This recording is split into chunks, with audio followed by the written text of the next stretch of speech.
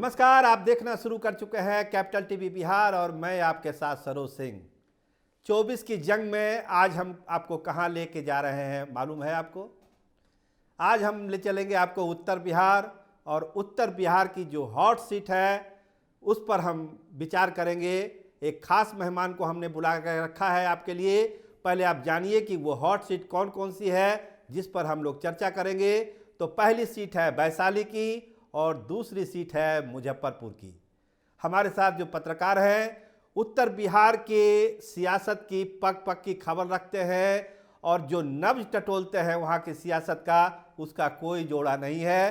तो वो नाम है विवेश त्रिवेदी का। वरिष्ठ पत्रकार हैं और जो पत्रकारिता जगत है उनमें उनका एक अलग नाम है, एक अलग रुतबा है। तो आज हम बात करेंगे विवेश त्रिवेदी जी से। बहुत बहुत स्वागत है विवेश त्रिवेदी जी आपका। जी नमस्ते भाई साहब। सर, हम लोग शुरुआत करेंगे बिना लाग लपेट के कि जो वैशाली सीट है, हॉट सीट है वैशाली की। लोजपा 2 बार वहां से जीत चुकी है। इस बार पटना में चर्चा है कि इस बार कोई नया चेहरा भी वहां से आ सकता है। और अमित शाह ने जो ऐलान किया था कि वैशाली की सीट भाजपा जीतेगी, तो क्या सीट का एक्सचेंज होगा? कोई नया चेहरा वैशाली में आएगा या फिर बीना देवी अपनी उस सीट को रिटेन करेगी? आपके पास क्या क्या खबरें हैं? कैपिटल बिहार के दर्शकों को थोड़ा विस्तार से बताइए। वास्तव में वैशाली की स्थिति बहुत रोचक हो गई है। जी जी एक और बीना देवी जो सिटिंग एमपी है वैशाली से, जी वो हर सब कोशिश कर रही हैं कि टिकट उन्हीं को मिल जाए, लेकिन परिस्थितियां कई तरह की चारों ओर से उमड़ घुमड़ रही है और चारों ओर से उनकी घेराबंदी हो रही है और रोज नए नए नाम आ रहा है वैशाली संसदीय क्षेत्र से, इसलिए रोमांच बढ़ता जा रहा है। आपको पता है कि बीना देवी पिछली बार लोजपा से जीती थी, लेकिन लोजपा के विभाजन में, या कहिए कि लोजपा में जो चिराग पासवान के खिलाफ बगावत हुआ, तो उसमें इन्हीं के यहाँ सारे बागी सांसद एकजुट हुए थे और कहा जाता है कि इन्हीं के साथ बैठकर रणनीति तय की गई कि कैसे चिराग पासवान की घेराबंदी की जाए। और चिराग पासवान एक तरह से सड़क पर आ गए। चिराग पासवान इस बात को भूल नहीं पाते हैं कि उनके दल में जो बगावत किया गया उसमें बीना देवी की प्रमुख भूमिका थी। जी बीना देवी को भी इस बात का एहसास है कि चिराग पासवान उनसे नाराज हैं, क्योंकि बीना देवी खुल्लम खुल्ला पशुपति कुमार पारस के साथ चल रही थी। जी अब जब बीना देवी को एहसास हो गया है कि वोट बैंक चिराग पासवान के पास है, तो एक बार फिर से वो लौट आई हैं चिराग पासवान के पास और वो कह रही हैं कि हम अलग कब हुए, हम तो उन चिराग पासवान के साथ ही हैं, हम उनके साथ हैं। और उनके समर्थक अब भी दावा कर रहे हैं कि बीना देवी वैशाली से लड़ेंगे। लेकिन दूसरी ओर कहा जा रहा है कि चिराग पासवान अब ऐसी कोई गलती नहीं दोहराएंगे कि फिर से उनके दल में बगावत हो। छोटा दल होता है, बहुत कम सांसद होते हैं और दल को तोड़ने के लिए 2/3 बहुमत जुटाना बहुत आसान होता है। जी ऐसे में चिराग पासवान ठोक बजाकर विश्वासी कैंडिडेट को टिकट दिलवाएंगे ताकि आगे उनके साथ बगावत नहीं हो और एक बार फिर जिस पार्टी को उनके पिताजी रामविलास पासवान जी ने खून पसीने से सींचा था, वो फिर से धराशायी नहीं हो जाए, ताश के पत्तों की तरह बिखर नहीं जाए। तो चिराग पासवान के पास कई विकल्प हैं और कई नाम हैं। कुछ नाम बताइए, वो विचार कर कुछ नाम बताइए विवेक जी कि किन नामों पर चिराग विचार कर रहे हैं, नए नामों पर। चिराग पासवान के पास 2 तरह के विकल्प है। राजपूत कैंडिडेट में भी विकल्प है और भूमिहार कैंडिडेट में भी विकल्प है। आपको पता है कि एनडीए में यहां पर राजपूत और भूमिहार वोटर निर्णायक है वैशाली क्षेत्र में। जी तो पहले मैं राजपूत कैंडिडेट का नाम बता देता हूं। जी जी एक है इंजीनियर रविंद्र प्रसाद सिंह। जब दल में विभाजन हो गया तो रविंद्र प्रसाद सिंह छाया की तरह चिराग पासवान के साथ चलने लगे और लगातार उनके साथ रहे हैं। एक है सिमरी बख्तियारपुर के संजय सिंह। जी, वो भी टिकट का दावा कर रहे हैं। जी, काफी एक्टिव है इन दिनों। जी, और सबसे बड़ा जो सबसे बड़ी खलबली आप कह लीजिए, अभी अभी 21 जनवरी को विनीता विजय शामिल होने जा रही है। लोजपा वाह, की सदस्यता ग्रहण करने जा रही है। लोजपा की। तो जी इससे एक संकेत मिलता है जी कि रामविलास पासवान इस बार भूमिहार कार्ड भी खेल सकते हैं वैशाली में। जी। तो विनीता विजय तो बड़ा नाम है उस इलाके के लिए। थोड़ा सा विनीता विजय के बारे में हमारे दर्शकों को बताइए कि उनकी राजनीतिक हैसियत कितनी बड़ी है आपके इलाके में, खासकर वैशाली में। जी मैं बताऊं कि एक दिग्गज कांग्रेसी नेता होते थे, सत्येंद्र नारायण सिंह के मंत्रिमंडल में मंत्री हुए थे रघुनाथ पांडे। जी जी वे मुजफ्फरपुर नगर पालिका के चेयरमैन रहे, वर्षों तक मुजफ्फरपुर जिला कांग्रेस कमेटी के अध्यक्ष रहे। और रघुनाथ पांडे लंबे समय तक मुजफ्फरपुर कांग्रेस कमेटी के अध्यक्ष रहे। उनके बाद विनीता विजय मुजफ्फरपुर में कांग्रेस कमेटी की अध्यक्ष रही। जी उनका परिवार अपनी पहचान रखता है पूरे मुजफ्फरपुर जिले में। मुजफ्फरपुर जिले से मेरा अभिप्राय है वैशाली पार्लियामेंट्री क्षेत्र और मुजफ्फरपुर पार्लियामेंट्री क्षेत्र। जी जी जी रघुनाथ पांडे मुजफ्फरपुर से चुनाव लड़े थे, जॉर्ज फर्नांडिस के खिलाफ संसदीय चुनाव, और वो हार गए थे। मामला कोर्ट में गया था, कोर्ट का जी फैसला आया, तब तक 5 साल निकल गया था। तो जी परिचय की मोहताज नहीं है। खुद विनीता विजय बीजेपी में रही हैं, कांग्रेस के बाद वो बीजेपी में चली गई और जी हर चुनाव में बीजेपी के कैंडिडेट की मदद करती रही है, कोई विवादित चेहरा नहीं रही है। तो विनीता विजय को कहा जा रहा है कि वो साधन संपन्न है, लोकप्रिय हैं और उनकी पूरे क्षेत्र में पहचान है। जी तो उनके अगर उनको कैंडिडेट बनाया जाता है तो फिर एक अलग तरह की चुनौती खड़ी होगी महागठबंधन के सामने, इंडिया गठबंधन के सामने। तो ये कुछ नाम है, लेकिन एक चीज़ जो अमित शाह बोलते हैं कि वैशाली से इस बार भाजपा का ही उम्मीदवार होगा, भाजपा ही जीतेगी, तो क्या कहीं उस पर कंप्रोमाइज़ कर रहे हैं अमित शाह? वो सीट लोजपा को चली जाएगी दोबारा, जैसी थी लोजपा के पास? आप बिल्कुल सही बता रहे हैं। अभी यह अंतिम रूप से निर्णय नहीं हुआ है कि वैशाली संसदीय सीट जो है वो लोजपा के ही खाते में चली जाए। भाजपा की इस पर बहुत पैनी नजर है और बहुत मजबूत दावेदारी है।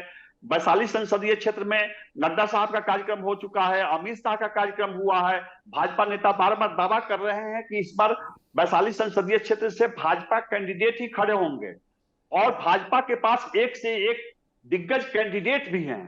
कुछ तो नामों का यूं ही खुलासा भाजपा करिए। छोड़ेगी नहीं वैशाली पर दावा। कुछ नामों का खुलासा करिए जो भाजपा की तरफ से दावेदार हैं वैशाली सीट के लिए। जी, एक पूर्व मंत्री हैं और जुझारू नेता है, कांटी के विधायक रहे हैं 3 बार, अजीत कुमार।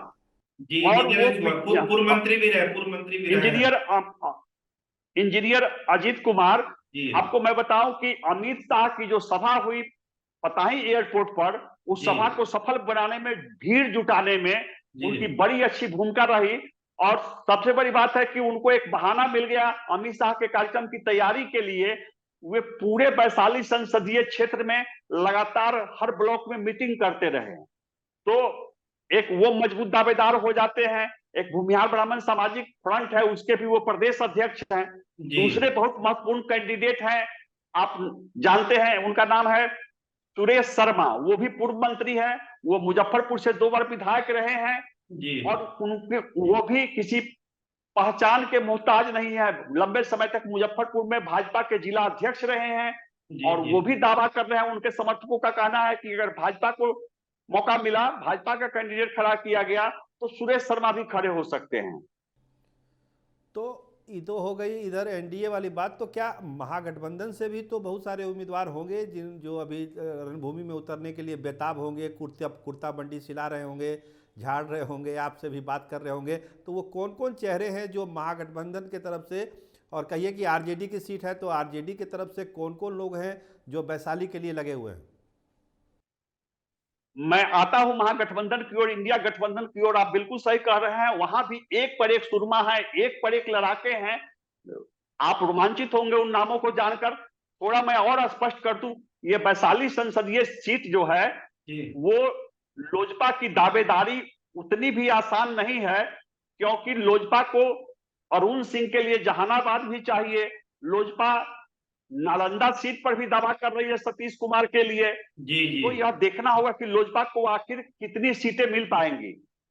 अगर अरुण सिंह को दिया जाता है तो यहां पर फिर दूसरे कैंडिडेट हो सकते हैं।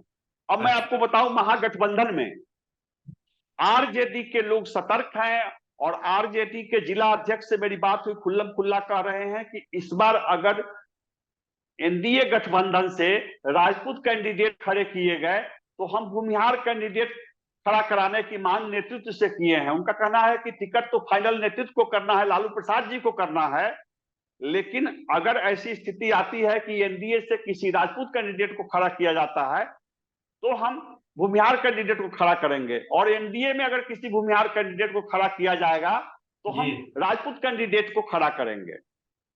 राजद के लोगों की एक परेशानी है, एक उनकी शिकायत है कि लोग विधानसभा चुनावों में उनका वोट नहीं मिल पाता है। विधानसभा चुनाव में जब यादव कैंडिडेट खड़े होते हैं तो बरुराज विधानसभा क्षेत्र में, साहेबगंज विधानसभा क्षेत्र में, पारू विधानसभा क्षेत्र में राजपूत वोट नहीं मिल पाता है।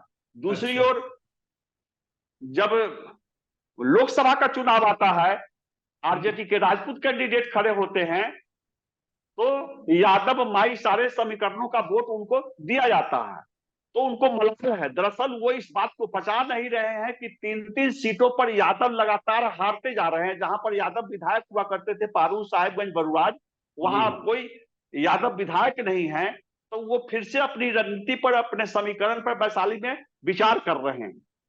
और अगर बात चलेगी कि राजपूत कैंडिडेट दिया जाए तो इनके पास, इनके संपर्क में रामा सिंह है, जो एक बार यहां से 2014 में लोजपा टिकट पर वैशाली से चुनाव जीत चुके हैं रामा किशोर जी। वो अभी उन्होंने रैली भी पटना में किया था, बहुत बड़ी रैली उन्होंने रामा सिंह ने की है। पटना में उन्होंने रैली की सभी दलों को अपनी शक्ति दिखाने के लिए। एक और वो अपनी शक्ति आरजेडी को भी दिखा रहे थे कि मेरे पास जन समर्थन है, दूसरी ओर कहा जाता है कि वो थोड़ा सा चिराग पासवान के भी संपर्क में है, इधर भी प्रयास कर रहे हैं। तो महागठबंधन से अगर आरजेडी के कैंडिडेट हैं तो एक नाम आ रहा है रामा किशोर जी का। दूसरा नाम जो अभी लोग चुप है लेकिन वो अंदर अंदर बड़ी तेजी से प्रयास जारी है जी, वो नाम है विजय कुमार शुक्ला उर्फ मुन्ना शुक्ला का। मुन्ना शुक्ला 2 बार वैशाली संसदीय क्षेत्र से चुनाव लड़ चुके हैं जी, और 2.5 लाख वोट ला चुके हैं। हाँ, पुराने वो साधन संपन्न है जी, पुराने पहलवान है वैशाली के अखाड़े के, और वो साधन संपन्न है, वो चुनाव लड़ना जानते हैं जी। तो इस बार तय है कि वैशाली में संघर्ष जो है वो रोमांचक होगा, कांटे का मुकाबला होगा। एक नाम विवेक जी छूट जाता है, रघुवंश बाबू के लड़के को भी बहुत तरह का आश्वासन दिया गया था कि आपको भी हम मुख्य धारा में लाएंगे, बड़ी जिम्मेदारी देंगे, बड़ा चुनाव लड़ाएंगे, तो क्या वो कहीं सीन में हैं या फिर सीन से बाहर हो गए उनके लड़के? वो रघुवंश प्रसाद सिंह के लड़के मुजफ्फरपुर जिले के लोगों के संपर्क में रहते हैं, वैशाली संसदीय क्षेत्र के लोगों के संपर्क में रहते हैं, और रघुवंश प्रसाद सिंह का जैसे ही नाम आता है वैशाली संसदीय क्षेत्र में हर जाति के लोग, चाहे वो एनडीए के वोटर हो या महागठबंधन के वोटर हो, रघुवंश प्रसाद सिंह को सदा से याद करते हैं। तो अगर रघुवंश प्रसाद सिंह के लड़के कैंडिडेट बनाए जाते हैं महागठबंधन से तो उनके लिए सहानुभूति की बात आ सकती है। रघुवंश बाबू के प्रति जो सम्मान है वो उनके लड़के के लिए सहानुभूति के रूप में बदल सकती है, तो वो भी चुनाव रोचक होगा जी। एक प्रोग्राम के शुरू में विवेक जी ने आपने एक खबर दी, बड़ी खबर है हमारे दर्शकों के लिए कि विनीता विजय शामिल हो रही हैं लोजपा में, तारीख का भी आपने जिक्र किया था। तो आखिर उनके मन में क्या चल रहा होगा? कहीं ना कहीं कोई आश्वासन टिकट को लेकर है या फिर चिराग के हाथ को मजबूत करने के लिए केवल पार्टी में आ रही हैं?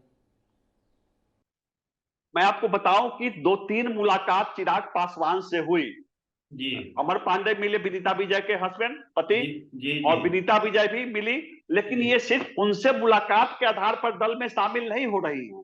कहा जा रहा है कि बीजेपी की जो टॉप 3 लीडरशिप है उसमें से एक नेता से चिराग पासवान ने विनीता विजय को मिलवाया है, और चिराग पासवान ने ये कहा है कि अगर आप वैशाली से किसी भूमिहार कैंडिडेट को आजमाना चाहते हैं तो मेरे पास साधन संपन्न, लोकप्रिय और जमीनी पकड़ वाली कैंडिडेट विनीता विजय भी हैं, और मैं इनको कैंडिडेट बना सकता हूं।